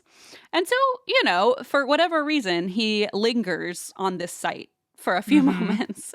And he's watching this woman laying on her stomach, and then he realizes, oh, hang on, she's not alone. There's a man approaching rapidly. Oh shit, he is like witnessing it in real time. Oh fuck. He is witnessing it in real time, which is why my guess is maybe he was like eyeing her for a while, because like the odds of maybe he just so happened to glance at her and this happened, but it seems like maybe you were watching for a little bit if you happen to catch this event. But either way, he's watching and he realizes this woman is not alone. All of a sudden, there is this man racing toward her. And he's approaching rapidly. This woman can't see anything, and this guy can't do anything because he's so far away. So he can do nothing but watch it happen and unfold in shock. He watches as this man rushes toward the young woman, who's none the wiser, And at first he's like, oh, hopefully it's just like a friend or a boyfriend or something. But as the man gets closer, it's very clear that he is not someone friendly to this woman. I could see like you're like watching a guy creep up on someone and you're like, oh, it's like obviously her friend. He's gonna like, just jump like scare her. dump sand on her or something, or like spray her with water. Yeah. And that's what, of course, he's hoping. But then really quickly he realizes no. When the man grabs the woman by the hair and yanks her up with a gun to her head. Oh, shit. Okay. So Tim at this point freezes. He is completely shocked by what he's seeing. He watches as this man with a gun drags the woman by her hair into the woods. And then they're gone. Don't even know what to do. Holy I wouldn't shit. even know. Holy shit.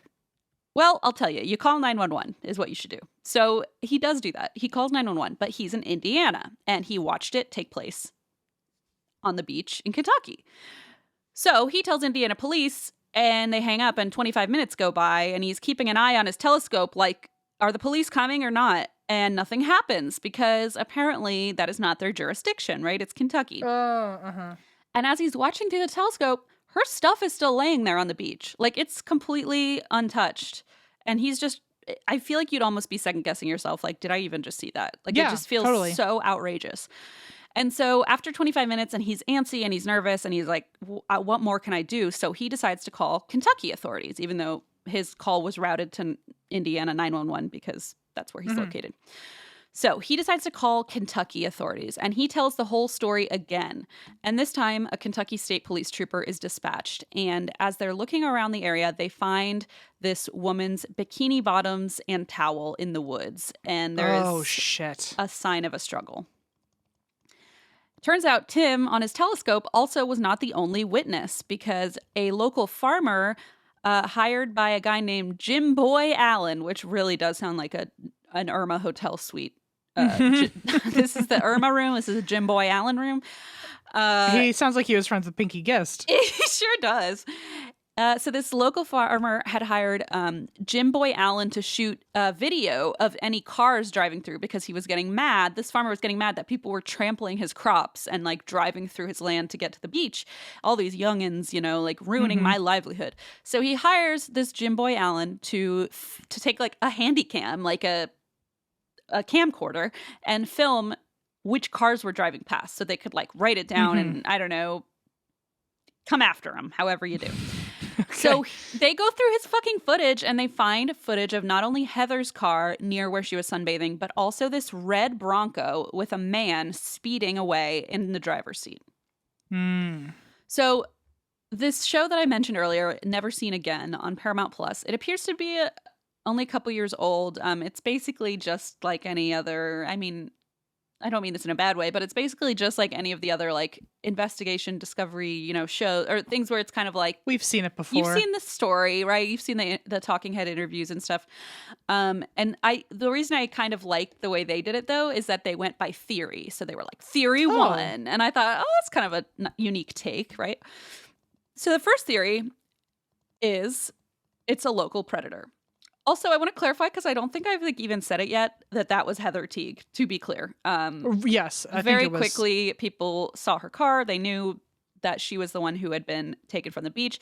They called her mom. She came straight over, and they could find nothing but her bikini bottoms and the towel. Her mom confirmed, yes, that's hers. And after that, essentially, they had no more clues. So we go straight into the theories.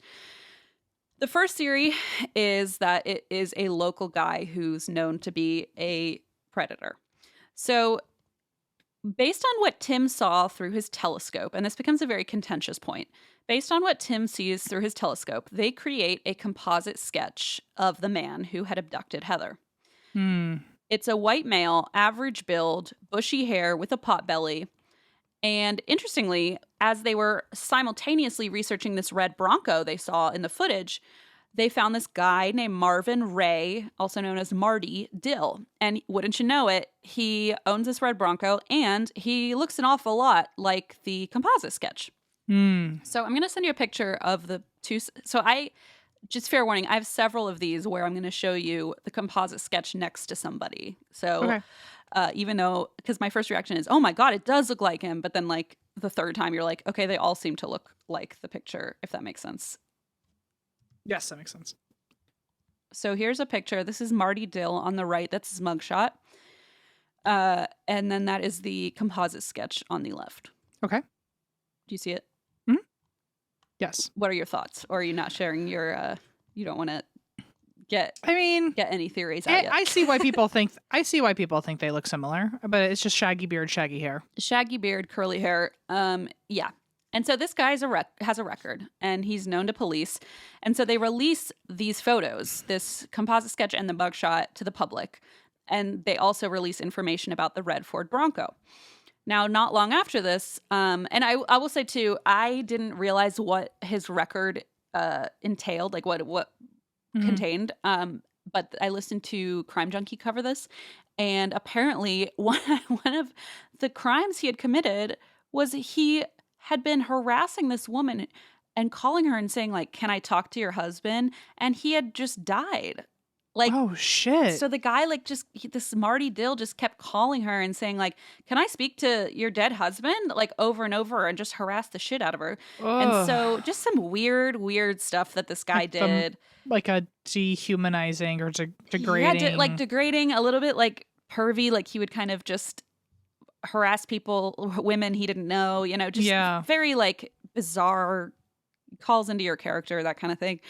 And so they post this stuff publicly, and they post about his red Ford Bronco. And not long after, police received an anonymous call about Marty saying he'd been acting very strangely. And the police were like, "Oh, really? Tell us what he's been up to."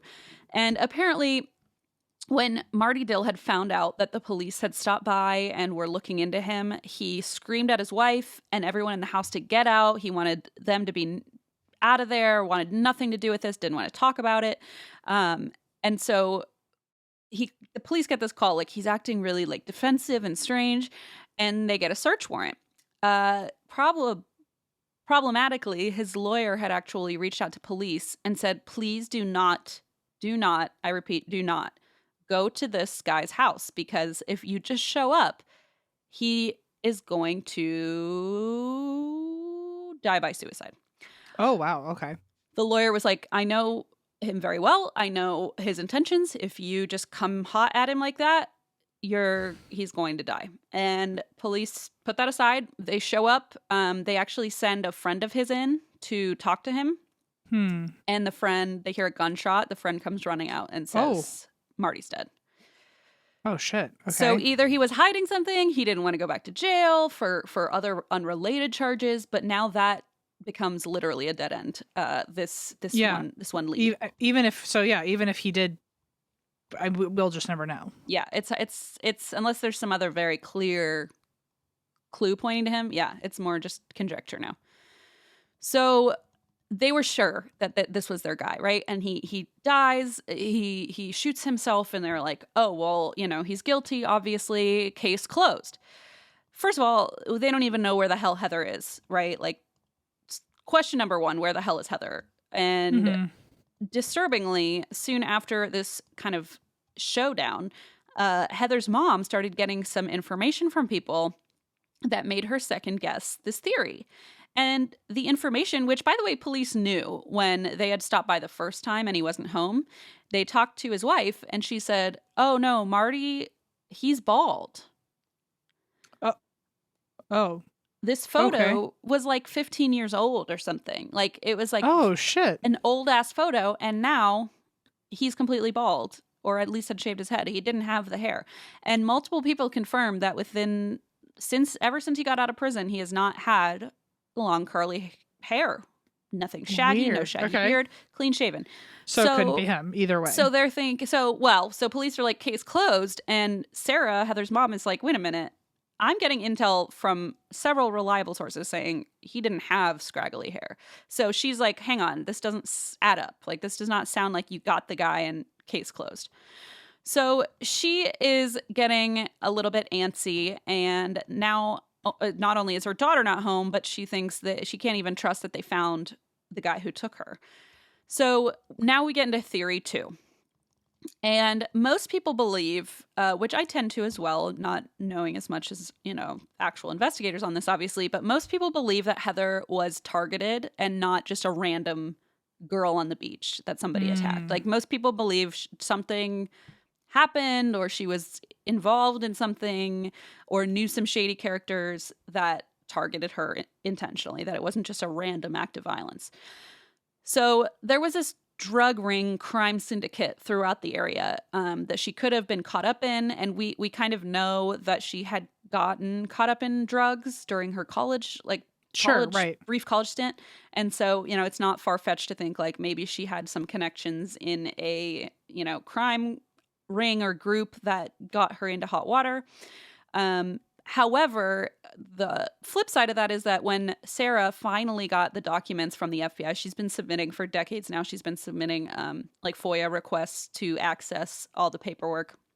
And when she finally got the heavily redacted FBI paperwork, she saw, which she was crying as she said this because it hurt her so badly. The paperwork from the FBI said that the abduction was probably strongly related to drug use, strip clubs, and, quote, prostitution. And when her mom got this, decades later, she's like, you're fucking kidding me, right? Yeah. That. First of all, very, very likely to be untrue. Right. Very, very. Second of all, victim blaming. And so what? Right. And it's okay, yeah. Third of all, so dismissive of what the fuck is actually going on. Exactly. And if that actually played into it, then how? Why? Tell us more. It's just weird to say that and then be like, anyway, we don't know. It's well, then you can't claim that that's the reason if you don't even know who did it. Or, it just so weird. So weird. And it really hurt her deeply.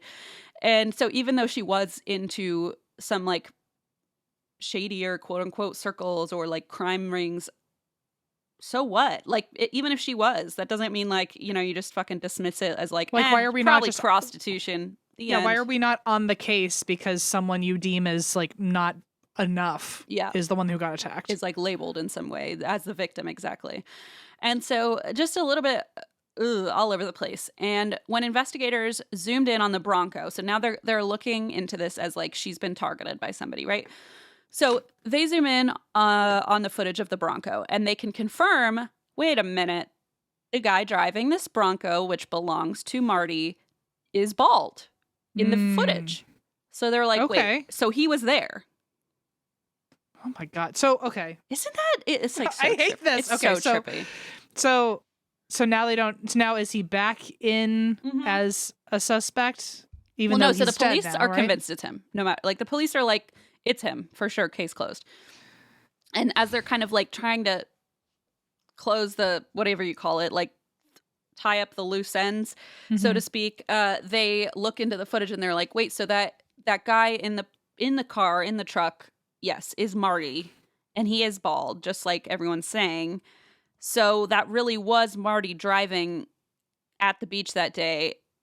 But obviously, then what about the guy Tim saw on the telescope with bushy hair and scraggly beard?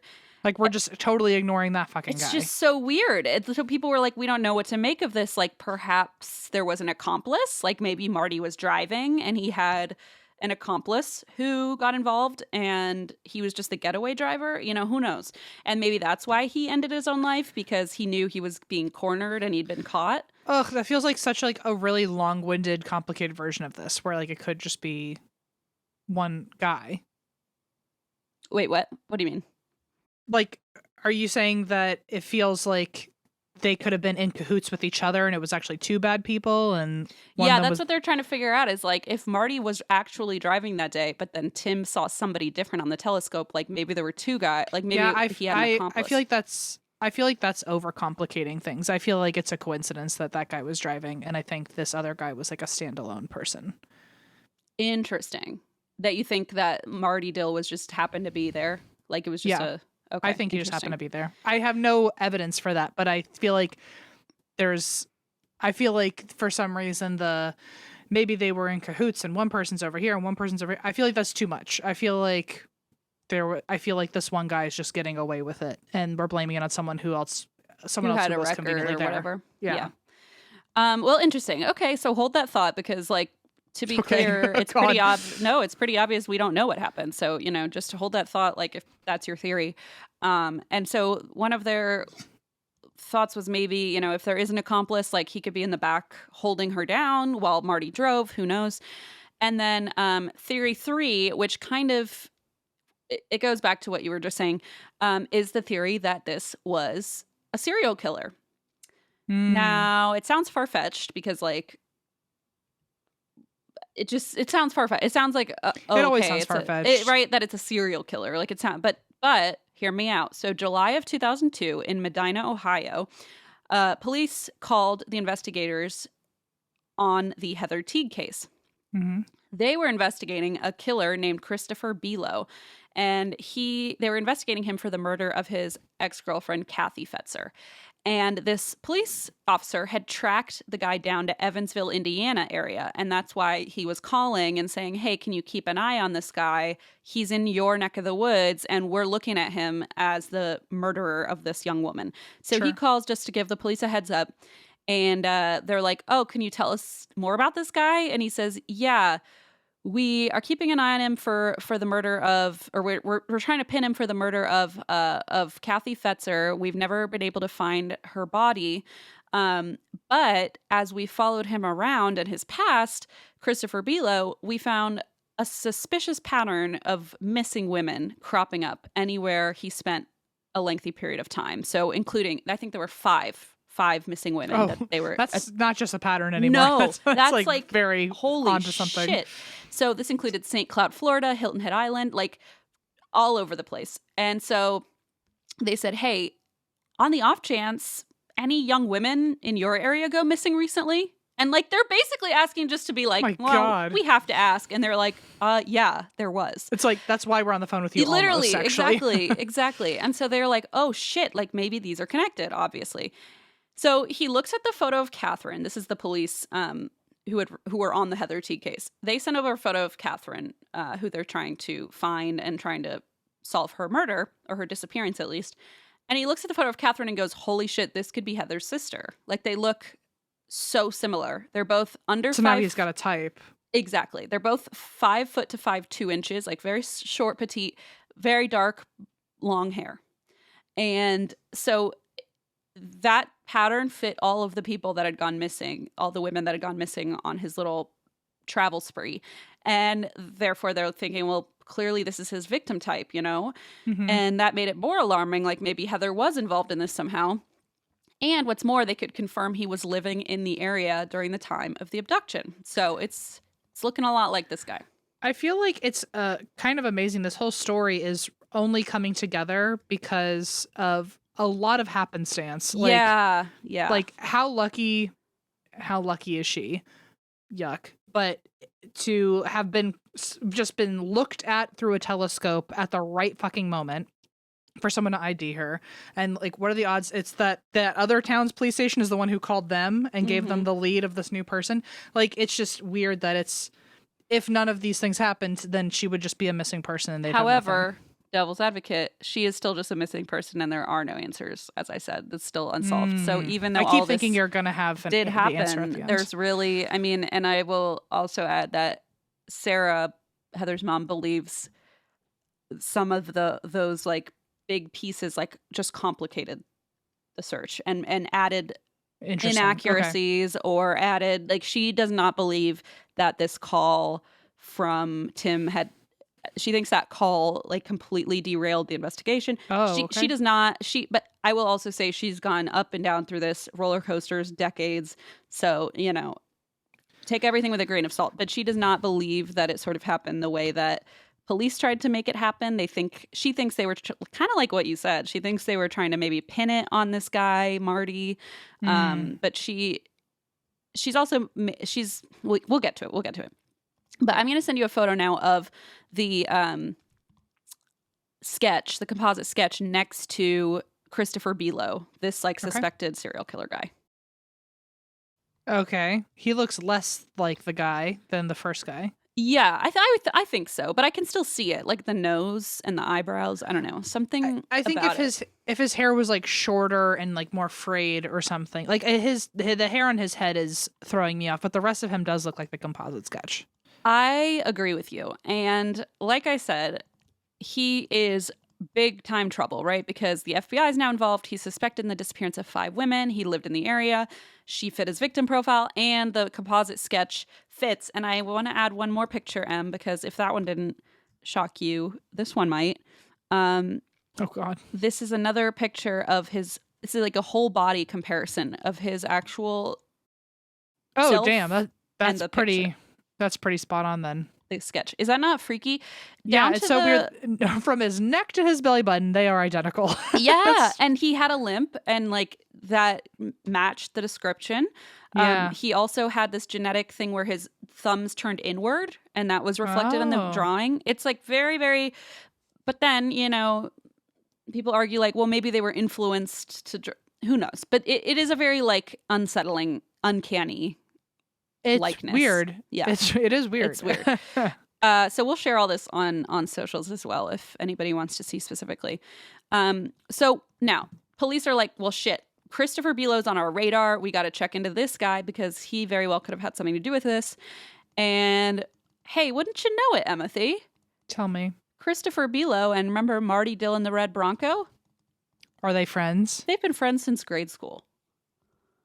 That's why I said hold that thought, because you could be right, but there's also more to it. But also, I don't think I'm right anymore. I don't know, and it's like who the fuck knows? I mean, people have also said Marty was very mentally unstable and mentally ill, and just didn't want to go back to prison, and that's why he used the gun. So it's like, you know, it's or he could have known what his friend was up to and like had information, you know, or that. And anyway, there's no way to know. It's just really frustrating. So the theory is that perhaps Below stalked Heather. This one theory is that Below stalked Heather, went down to the beach, violently abducted her. Marty was waiting in the Bronco, and they kind of jumped in the back and drove off. And his exes, this Christopher Below, when they interviewed people who knew him, basically any woman he had been with said he was a very sexually violent man. So even on top of like, of course, these horrible crimes like abducting women, the sexual violence aspect of it also seemed to fit, that she was abducted and they found her, you know, bathing suit in the woods.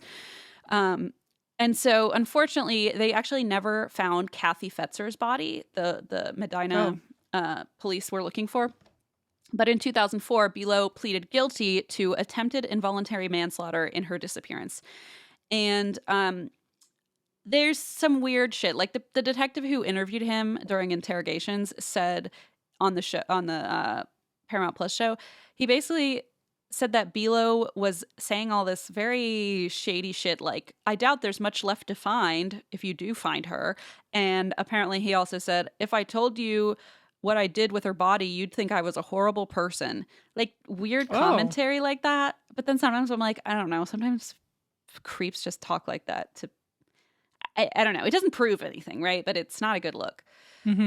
So he's actually never been charged in the disappearances of the other women that he's accused of or suspected of abducting and killing. And so even though he's like this potential serial killer, it's all alleged because he's not been tried with the other cases. Just the girlfriend, and it was only manslaughter, which makes me very sad. What's your take? Do you think that even if he hasn't been officially tried, do you feel like this is the right answer? Oh, for this story particularly, I don't know, Em. I'm like so mixed up. I don't know. I mean, I don't. I think it's. Do you think so? That's like my gut too, and I think I got thrown just because I listened to several podcasts about it, watched several shows, and I felt like it's such a convoluted case because. Well, it's obvious, like convoluted in that, like just weird events, like you said, like a guy just happened to look through a telescope and like there just happened to be 2 people who looked identical to the sketch. Just then that guy just happened to be bald and just weird stuff that keeps cropping up that is throwing me for a loop every time where I go, that's for sure him. And then they're like, but it couldn't be. It's very frustrating. And then, of course, you know, I want to respect Sarah, but also part of me is like, you know, she doesn't know, you know, what happened either. So it's very frustrating. It's very frustrating. I can only imagine what it's like to actually be involved, but the story itself is very frustrating. So this month, August 2024, marks 29 years since Heather's disappearance, and her mother still has Zippo. Like, just no answers.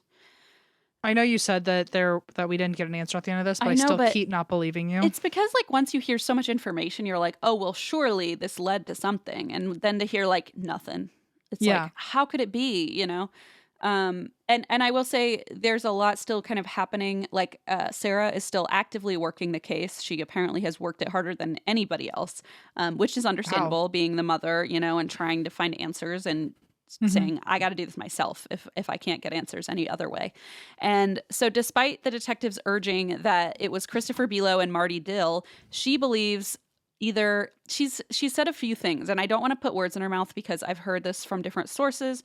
Like on Crime Junkie, they mentioned, that Sarah believed that, or had said she believed that the 911 call that Tim called in was faked.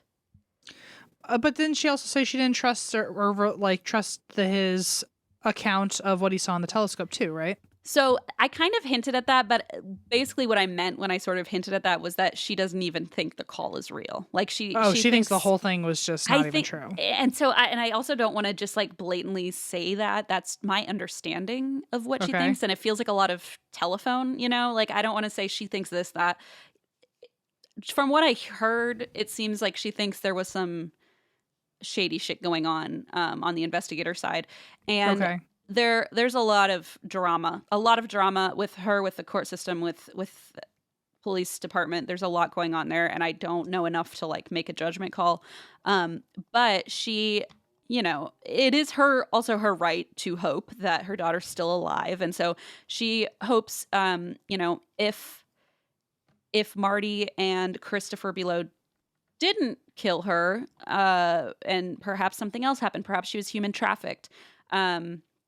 She just wants people to know, like, I don't care if something did happen to her and she was taken somewhere else and is still alive. It just always breaks my heart when people at the end of every one of these shows have to leave like a message, like, in case you happen to see this. Heather, like, she basically said, if you somehow, on the off chance you see this, I don't give a shit where you've been, what you've been doing, like, I just want to hold you again. And it was like, fuck my life, like, just to watch that. And you know, she has to say that every show she does, every appearance, every interview, like, just, I mean, just to like hold out hope. A constant, I don't know, just feeling like you're in a constant dead end and having to constantly, and the pain is like just brought up over and over, but you do it because you're like, maybe this time I'll get something, you know, find something out. It's amazing how much hope a person can have. I know. And then, yeah, I agree. And it can also be so debilitating, right? Because she's almost like paralyzed. Like, she just wants to know, because otherwise you're sort of stuck, like, not. Well, not, I mean, to live without any closure for like, what'd you say, like 30 years, 20 years now? 29, yeah. That's wild. She said, so this episode came out, and it was 26 and a half years when the episode came out, and she said that's longer than I had her. And it's like, oh my God, that's so sad. It's so fucking tragic.